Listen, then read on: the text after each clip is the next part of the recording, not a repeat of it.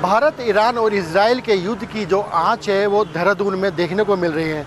जहां एक तरफ घरेलू जो सिलेंडर है उसमें उपभोक्ताओं की एजेंसियों में लाइन लगी हुई है और उनको सिलेंडर नहीं मिल रहे, तो वहीं अगर हम बात करें दूसरी ओर जो कमर्शियल सिलेंडर है उसके लिए भी काफ़ी दिक्कतों का सामना देखने को मिल रहा है। और साफ तौर पर जो गैस एजेंसी है उनका कहना है कि जो कमर्शियल सिलेंडर है रेस्टोरेंट और होटल में देने के लिए साफ तौर पर मना कर दिया गया है, क्योंकि जो उनकी प्राथमिकता है तो घरेलू सिलेंडर के लिए है, उसके बाद ही जो कमर्शियल सिलेंडर है उनको दिया जाएगा। लेकिन जिस तरह से जो गैस एजेंसी द्वारा मना किया जा रहा है कि जो कमर्शियल सिलेंडर होटल और रेस्टोरेंट में नहीं दिया जाना है, तो अब उसके बाद किस तरह की दिक्कतों का सामना देखने को मिल रहा है उसको देखने के लिए हम एक ढाबे में आए हैं। और साफ तौर पर जब आप देखेंगे तो आप भी हैरान रह जाएंगे कि किस तरह दिक्कतों का सामना देखने को मिल रहा है। आप देख सकते हैं कि जिस तरह से पिछले 3-4 दिनों से जो कमर्शियल सिलेंडर ढाबों में नहीं आ रहे हैं तो उस दिक्कतों सामने देखने को मिल रही है। और सिलेंडर नहीं होने की वजह से अब जो ढाबे के जो लोग हैं, जो मालिक हैं, उनको आप साफ तौर पर तस्वीरों में देख सकते हैं।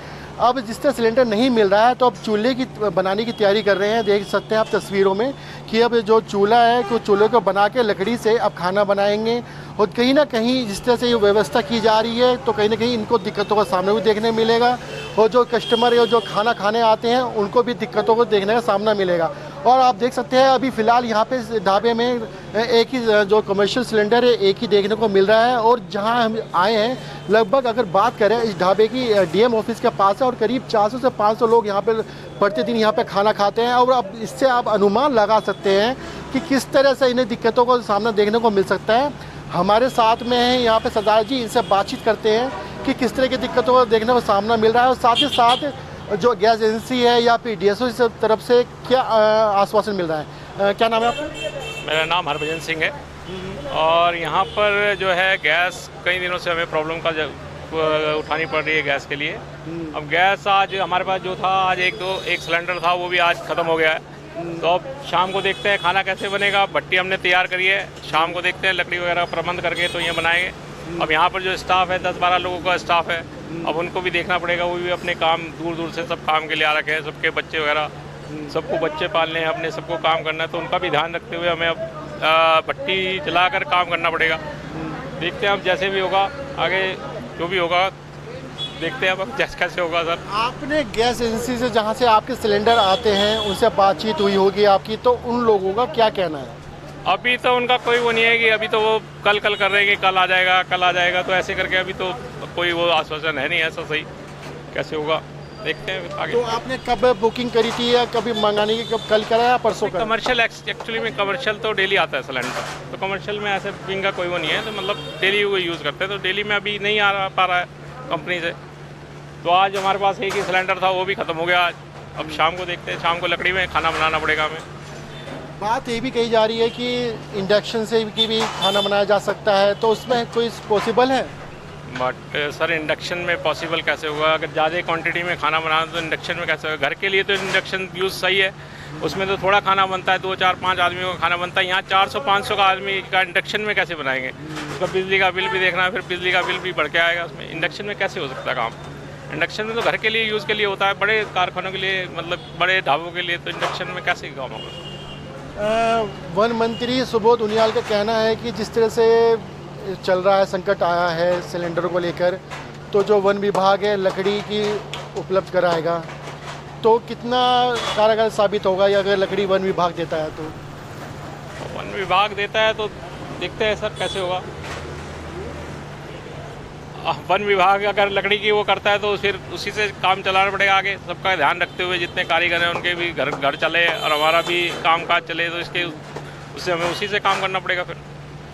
तो गैस एजेंसी की तरफ से कब तक का आश्वासन मिला हुआ है, जबकि कब तक इस तरह रहेगा? कुछ दिया है कि 1 दिन या 2 दिन 3 दिन, कब तक ऐसा कोई आश्वासन नहीं है अभी कि कब तक रहेगा, अभी तो कुछ कह नहीं सकते इस बारे में।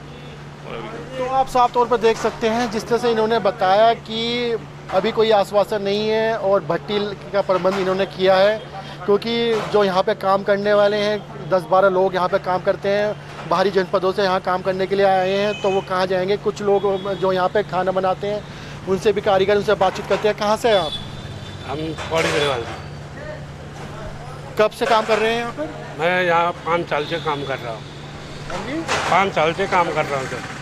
अब जिस तरह से ये दिक्कत आ रही है कि कमर्शियल सिलेंडर की कमी आ गई है, अब खाने के भी बनाने में दिक्कत आएगी, तो अब आगे कैसे करेंगे आप? आज तक हमें अभी कोई परेशानी हुई नहीं, लेकिन गैस आने से बहुत प्रॉब्लम हो रही है हमको।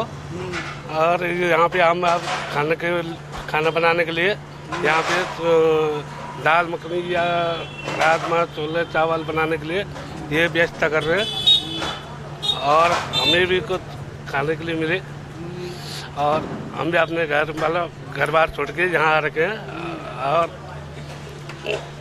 यहाँ पे हमें अब ये जुगाड़ करना पड़ रहा है।